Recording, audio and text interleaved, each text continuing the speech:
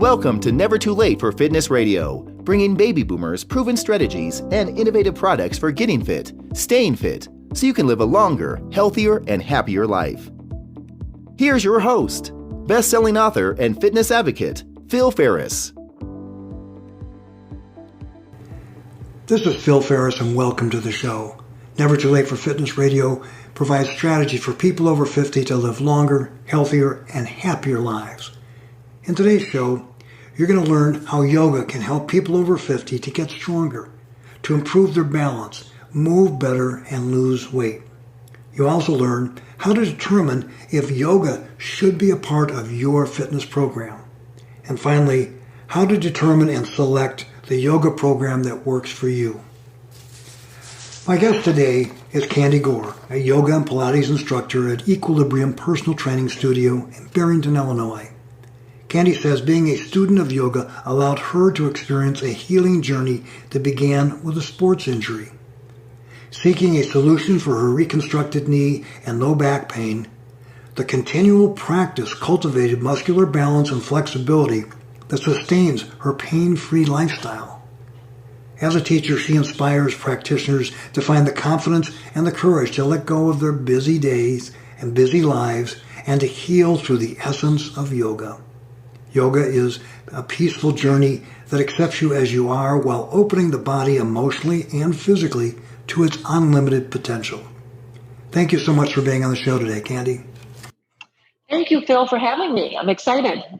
To begin with, can you just talk a little bit about your fitness career and how you got into yoga? Certainly. My fitness career started probably about in college sometime when I started teaching aerobics and personal training. And through the years, as I've aged, I'm currently 58 years old. I'm still in fitness, and it's evolved more to training and then yoga. So yoga was an answer to my prayers because I had an ACL injury that didn't allow me to do any of the typical lifting, and I was into running at the time because I was feeling worse. And I just knew at that age bracket, and there was something I was doing, thinking I was doing myself a favor, and found out that I actually wasn't. And so when I went into yoga, I was able to feel good in my body. And I knew at that point, as much as I loved fitness, that it was just a much bigger and broader range of different things I could do to feel good. So then I went into yoga school, and I began teaching yoga to people similar to me, or maybe they even had other reasons for wanting to do yoga. I just realized the physical benefits were so heartfelt that I wanted to be able to provide it for others. And then from yoga, I went into Thai massage, which is basically a different type of massage. People that aren't familiar with it, it's like lazy man's yoga. It's fun. You just lay there and do nothing. And I twist and stretch people into positions that are great for their body that they wouldn't normally be able to get into on their own. So that's a little bit about my story, overcoming ailments that I had in my body that I know that clients also have. That's great. Now, you work at Equilibrium Personal Training in Barrington, Illinois. Yes. Can you describe a little bit about what that gym is like and the types of clients that you work with there? Typically, our clients are over 50 years old for the most part. Our gym is very personalized. It's a private fitness center that we work one-on-one with different clients, and we do a full assessment of their goals, what their needs are, and how we can help them. So Equilibrium, we each work individually with different clients, each trainer. I typically do training with weights as well, but then I specialize in the yoga and the Thai massage. I'm the only personal trainer here that does that. So it's just part of a big circle of fitness that's in my repertoire, if you will. And that is where I'm able to help most of my clients that are over 50. It's usually because of tightness. As the aging process happens, we lose balance, and that stretching becomes so important so that they basically reduce that risk of injury. Can you talk a little bit about some of the specific issues? You mentioned balance and stretching, but when they come to you, what types of goals are they looking to accomplish? What types of issues do they have? Because they may not come in and say, I want yoga, I want Pilates, they usually have some other kind of physical ailment or physical objective that they want to accomplish. What are some of those things that you experience when they come in at the beginning? Most of my clients come in specifically for weight loss, balance issues, and strength issues. So we complete a system for them that will have a little bit of strength training in it in order to keep people's bones sturdier and stronger so that the muscle grows. And then the biggest one that I find that is so helpful is for our clients to understand that balance, we have to keep putting deposits into it because the aging process is taking it out. So it's no fault of your own, but it is imperative that we put that into their system in some way so that they can reduce their injury and stay more balanced, because there will be times when life becomes out of balance or something that they're doing. So we're very posture aligned. We are very focused on form, and over time we get great results so that people become more confident. They increase their span of knowledge. And most importantly, they believe back in themselves of what they could do. All right. Now let me have you zero in a little bit about the clients that's over 50. What are some of the specific issues that makes them unique, different from, let's say, the 20 and 30-year-olds that are coming in? And what are the things you have to be aware of in order to provide the best experience for them? Two things. One, most of my clients over 50 realize that they are no longer 20 and 30, and they've accepted the fact that they aren't going to be the athlete they either once were, or maybe they were never an athlete. They just want to be healthy for their second stage of life. And that becomes great because they increase their possibilities and they're open to different ideas about how we're going to make that happen. One of the misconceptions is that they think it's not possible. So what do you my mean, job. What do you mean they don't think it's possible?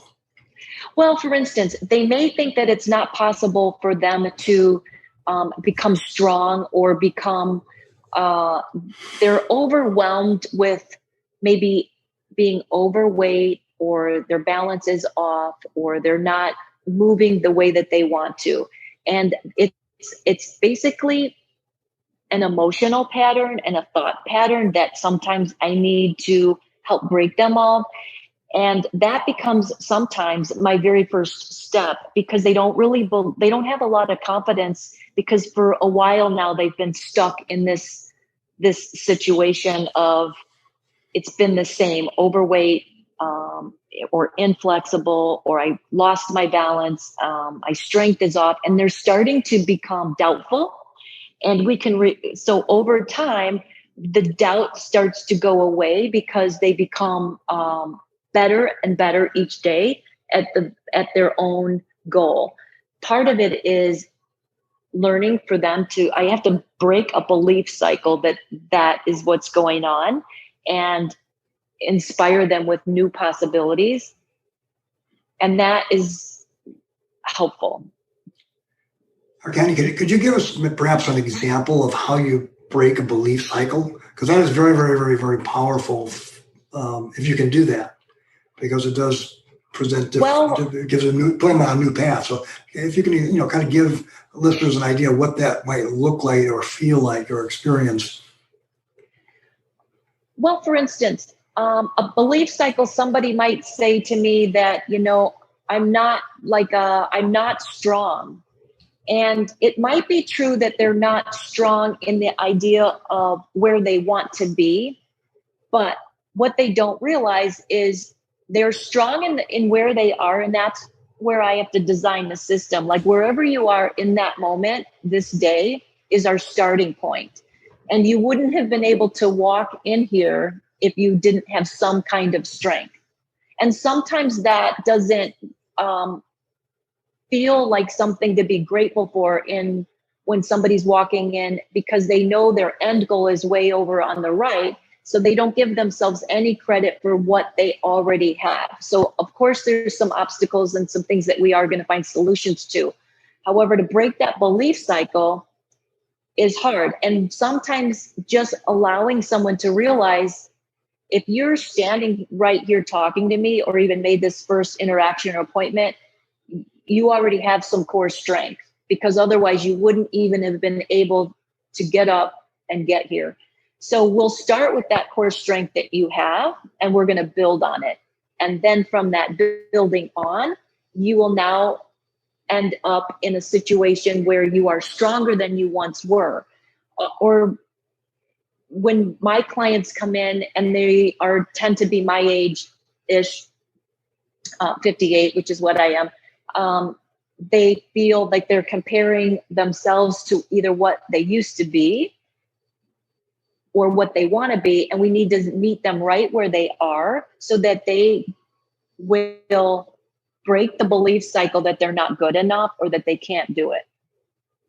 Okay, so I come in and I have a perception of where I am, and I'm not satisfied with it because I'm comparing myself either to something totally unrealistic. In our 20s and 30s, it was all the magazines that were photoshopped with women in bikinis, yes, and guys with the six-pack abs, and right. So, or we're comparing yourself. Well, I used to be able to, and then how long ago was that? Well, 40 years. And right. So it's unrealistic but what it sounds like what you're doing is you give them you may not be where you want, but just look how much stronger you are than this. And you can give them a relative understanding of, you do have some strength relative to some other person or other aspect. And then you can say, well, our goal is to get you to the next level. And I got to make you sure, once you start seeing progress towards moving towards where you want, then you start saying, well, maybe I can do this. And then as they start seeing what they can do, they do more. And the more they do, the more confidence they get, which means they'll try more. And then that it allows them to get greater progress. So it's incremental gains, starting with the reality of where they are now. What are some things you do to get people to recognize and ground in reality where they are now without shattering them or making them discouraged? Well, first of all, we do a quick little assessment. So if I have a client, which I have had and do have, maybe their balance isn't so good and their strength isn't so good. They might possibly be in their mid 60s to 70s. And although they're walking and, getting around, getting up seems to be a problem. So going down and then getting up can be a problem. And when I see this going on, we will begin getting down at really slow stages and strengthening those muscles, and which they thought wasn't possible. And we do it a little bit at a time. So even if I have somebody coming in, and it's scary, so I need to design something that isn't going to make them afraid, but it's going to motivate them. So if you can't get down today, you will get down a little bit more and more over time. And in 6 months to 8 months, I've had people be able to basically get down and get themselves back up without using their hands. So for some folks, that's a big deal, because if you're in the second phase of life and you want to get down on the floor and play with grandkids, or God forbid you fall down, you want to be able to get up. And oftentimes, so that's the game maybe we're playing in this stage of life versus trying to be the fastest and most competitive and win a game. I want my clients to be able to enjoy the quality of the life that they're living in the best health that we can get them to do by them doing our systems or what we're recommending for them, where they now believe and that they can do it, and they get so excited. Like I've had a client, when she first came in, we tried a plank and we went to time it, and it was, I couldn't time it. And so her sister-in-law said, well, how long was your plank? She goes, a moment. And then yesterday she timed herself, and she's been here now for about 11 months, and she was at 1:37. So, and that's just from us doing a little bit every single day. And when we did that stopwatch the very first time, I didn't even click it on and off before she could do it. And so now she can get up and down. She can, no matter how low a chair is, she can get up, get down, and she's thrilled. She's thrilled with being able to do these things on her own. And that to me is why I like what I do. And that's our kind of fitness. No, that's I call that winning the game of life. It is. And it's not about, oh, look, I can do a 1 minute plank or a 2 minute plank or whatever. It's that the fact that she can do that allows her to do so many other things around because of her core strength that she couldn't do. Just the measurable evidence was the plank. And that's, if I can do that, I can do anything. Right, because now it reduces her risk. She can pull herself up from that strength. She can get up from that strength. She can bring her groceries into the car. She can bend down. She can lift up. And these are the types of things it is winning. It might not be a sport that we used to play, but we're playing a different sport now. Absolutely. I totally agree. I mean, my objective is, how do I stay active enough that I can still play basketball and soccer and football and lacrosse with my grandkids? And, I need to be around for another 20 years to do that. So I have to commit to a regimen that will just keep me fit enough to do the things that they like to do, because then I get the joy of doing it with them. Absolutely. Now, when it comes to yoga, it comes with some baggage. It's kind of there's a lot of misconceptions about what yoga really is, who it's for, what it can do for you. What are some of the biggest misconceptions people have about yoga, and how do you help people understand? That's a big one, and it's a great question. First of all, the biggest misconception is yoga is a religion, and if you are of a certain religious belief, you don't want to touch yoga because that could be awful.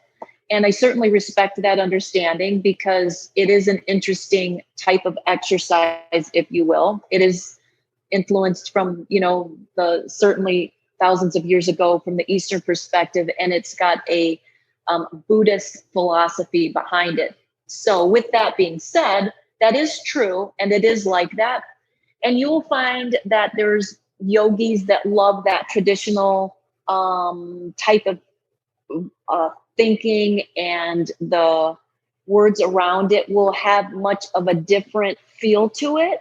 And that feel is really comfortable for some people, and it's the exact same feeling that other people do not want. So I tried to, when I went to yoga school, I don't mind the history behind it. And although I'm not Buddhist and I'm not from the East, I just grew up in Illinois and went to a non-denominational church. So it was important to me to understand that was a really big hurdle to get over for people. So I took the anatomy side of it, and I just decided, and I started thinking, like, all of our bodies are the same. It doesn't really matter which church you go to or what type of belief system that you have in religion or other things. Yoga is basically anatomy and muscles pulling away from bones and stretching. And you probably have been taught yoga poses from different coaches you might have had in your youth, or if you ever got hurt and went to the back doctor, he's definitely giving you yoga poses and stretches to go home with on a little sheet. They just have a different name to them. So I teach yoga from an anatomy perspective, because I think we have that all in common. And when I have taught in the past with group classes, I'm certainly respectful of other people's belief systems. So I don't really teach it from that perspective. However, there's a breathing component with yoga that just happens to make people feel calming, which is why oftentimes yoga is a benefit or referred to for people that are anxious or upset. So when you take the breathing component with it and you just lay on the floor and I teach you different postures to do with the breath, just because you're human, it is automatically going to affect your nervous system and allow you to feel a little bit more calm. Not talking like 100%, but even if it was just 10%, I would take that as a success. And over time, doing these yoga postures will keep you flexible enough to overcome all daily activities that you do. So to me, yoga is the holy grail. And you don't have to be great at it. You do not have to be flexible. In fact, those are the people that should be doing it. That is a huge misconception that probably the second one, that it's a religion. And then the second biggest misconception is, but I'm not flexible, so I shouldn't do yoga. I can't do it. And I'm like, no, you can do it. And oftentimes what people don't realize is yoga poses start from something so basic that then they keep adding on. And then it becomes that contortionistic pose you see on Yoga Journal that nobody can do. But if you pull out all the parts, there's a part of it you can do. And that's what I tell people. And basically, if you can breathe, you can do yoga. It's that simple. So how would someone know if they're a good candidate for yoga? Well, that's an interesting question. Some good candidates for yoga have a natural like for it because of the way it feels in their body, much like somebody likes music or they want to play a certain instrument. They might just have this natural talent for it. Those people are easy because their body has I'll say, they're just genetically predispositioned to move like that, whether it's in any sport. There's just some natural, I'll call it talent, if you will, or something that you don't try really hard. Your body just flows that way, whether it could be anything. It could be in the sciences, in the musics, in the sports, and yoga can kind of be like that as well. So those people are easy because they gravitate to it because they're good at it and they like it.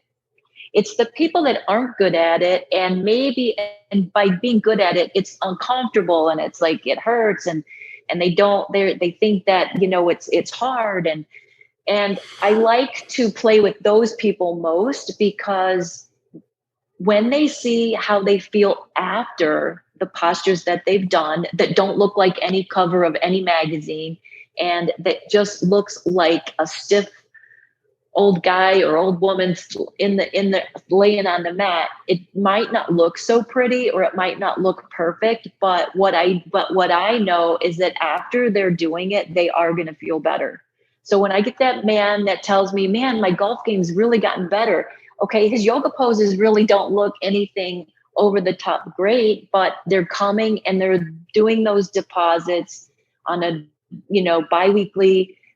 And when they do that, it's like a 401k. It might not look much at first, but over time, it just keeps growing. And even if you don't look like the natural, the benefits that you get is why now they will stay with the yoga.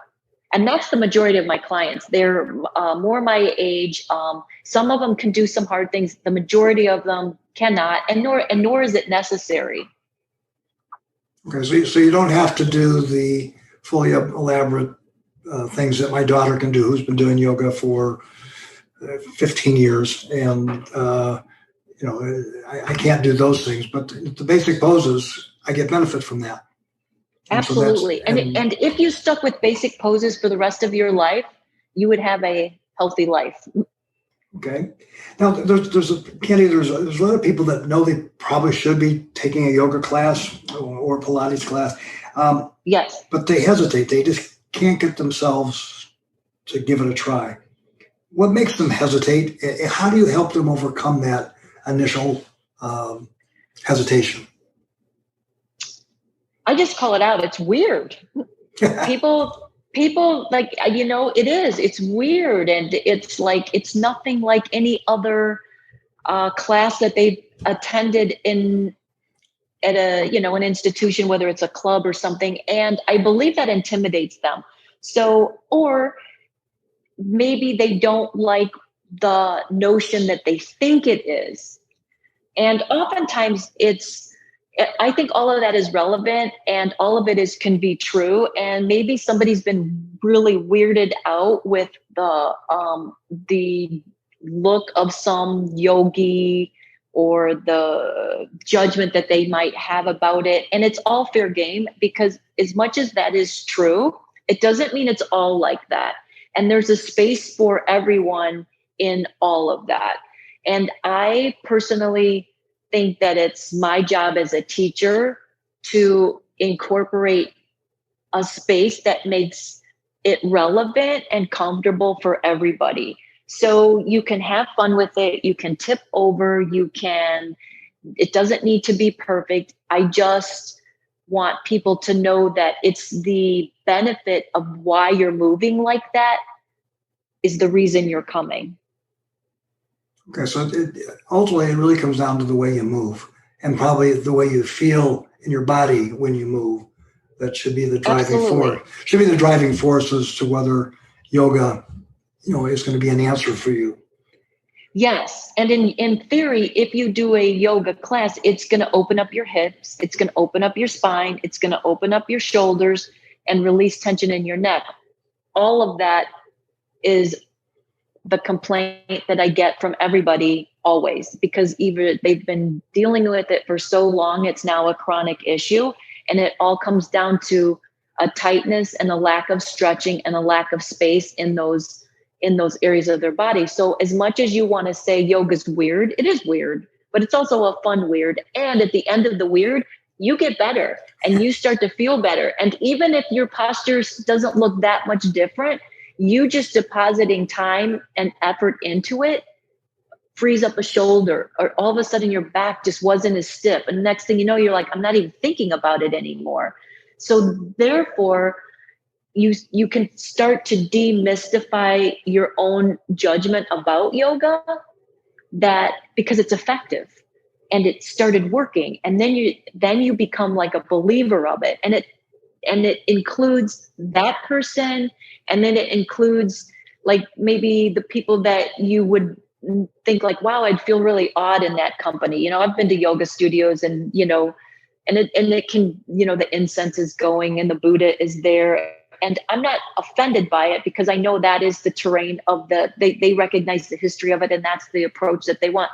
But that doesn't mean everybody else is. So those people with the misconceptions, I think that they have a right to, understandably, and it makes perfect sense. If you're not used to something, it is weird. But once you get used to it, it's no longer weird. And when you feel better doing it, all of a sudden you don't care if it's weird. Right. I get the benefits. I'm paying free, especially now. And so many people are spending so much more time in front of the computer. They're less active. I know this is I do half the amount of steps I did before. And because I don't have the normal just getting up and moving around that I did before. So I have to consciously do something to make up for that, because just because of the times we're living in. So now, if someone's on the fence about giving yoga a try, and let's say they're not in the Barrington area where they could come talk to you, but what advice would you give them about moving forward with yoga? My advice for people that have never tried it is to basically have an open mind and think about the location that they want to practice in, because there is an energy or a vibe in the location. So oftentimes, if you're going to go to a yoga studio that does only yoga, you are going to probably be entering into somebody that has great yoga postures and a great teaching class and a well-taught class, and you will certainly learn from that. However, if you already know you're the type that doesn't want to go into the history of that and the chanting and the different language that's in there because that's uncomfortable for you, there's nothing wrong with you. That's just the wrong location for you. So my recommendation is to go where a fitness center or a health club offers yoga, and you will get a variation that might be more accessible for you to step into a new situation and just feel comfortable. And then from there, you will also get a well-taught class. And it may be the energy and the emotional attachment you have with those two different locations. Go with the one that's most comfortable first. Always start out with a beginning class, because the beginner yoga is so effective and reasonably available for most people that you will get success. You won't be over frustrated. And at the end of that hour, you will walk away happy that you did, even if it's just for the fact that you now have a valid opinion because you personally experienced it. From there, you can decide if that class was either too hard or you would like to take it further. And then at least it gives you a space to make a wise decision from, because basic yoga can be very difficult for some clientele, which is why I teach different levels. There's chair yoga, there's different types of yoga that you can do. And that's where the Thai massage yoga comes in. So for people that have never done it, start somewhere and local and decide between the two types of experience energetically that you would want. Go to the most comfortable and start basic. So the big thing is, if the best way to understand yoga is actually experience yoga. Go to a class, and before you lock into any type of commitment or anything like that, make sure you feel comfortable with it. And that's part of the vibe that's in the studio. It's also the instructor. And I've been to, not that I'm a great, have lots and lots of experience with yoga, but I've worked with many different instructors, and some were great, making me feel very comfortable. And others intimidated me because I couldn't do it as well as the other people. And, keep up. And I said, I don't want to compete. Yeah. So, I mean, there is different, just like in a boot camp or a personal trainer. I always say, try it out. What does your gut tell you? And if your gut says, don't do it. There's plenty of other out there that are qualified, and find the one that's right for you, because the benefits will be there. Absolutely. And a highly qualified teacher will always have a modification, because there are not two people in a class. And the other thing to remember and be humble about is, I might be able to do it today, and maybe tonight something happens and I sleep crooked on my pillow, and I can't even teach my own class tomorrow because real life happened to me, and that happens to everybody. So there is always a modification for everyone. And a good yoga teacher knows that. So there shouldn't ever feel like, unless you walked into the wrong class. Right. Now, Kandy, everyone's concerned about COVID-19 especially when they're going, out to a gym to work out or take a class. So what are you and Equilibrium doing to ensure your clients' safety? We're fortunate here that we are a small private gym. So with that being said, we can social distance. We never have more than each client with each trainer. We can mask up, and our clients mask up. And we also, every time they use the equipment, we are wiping it down. And then another set of client trainer is somewhere else in the gym. And we are able to social distance, if you will, to the best that we can, where there's never too many people all congregated at once. And all of our facility is wiped down after each person has used it. So that is the way that we are doing our part. Same with the yoga room. Everything gets cleaned every day. The mats get cleaned. Any blankets or any things that we have, we wipe it down all of the time. We are very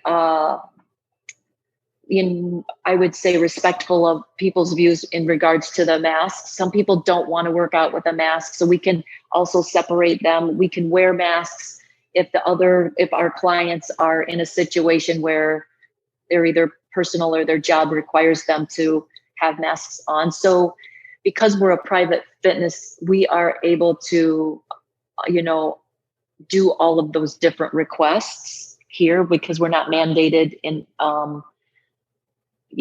specifically by a big organization that we do it a certain way. We take it upon ourselves to keep it as extremely clean as possible and accommodate our clients. Okay. And so far, knock on wood, we've been successful. Well, that's great. That's great. Yeah. Now, if people wanted to get more information about you and Equilibrium, where would they go? We have a website. I think if you just Google it and put in Equilibrium Fitness, it's going to pop right up to the top of the page, and you can, access it that way. There's also, I've got business cards. I'm trying to think the phone number. It's just, I guess I'm so used to looking at everything on a phone. It's like you just click it in and there it is. So there's addresses, phone numbers, and then right away you'll have access to us. Yeah, so you can get it on, Google it. You can also look for them on Facebook. They got a very good Facebook page. Absolutely. We have a great social media. And so if you're in the Barrington area, you're located on Northwest Highway, and what's the other street? Eastern. Okay. So there you go. So Kandy, I want to thank you so much for taking time and to share your knowledge and your passion and the joy you get from doing what you do. So thank you for being on the show today. Thank you so much, Phil. I really enjoyed doing this podcast. Great. Have a great one. Thank you. You've been listening to Never Too Late for Fitness Radio, hosted by Phil Ferris.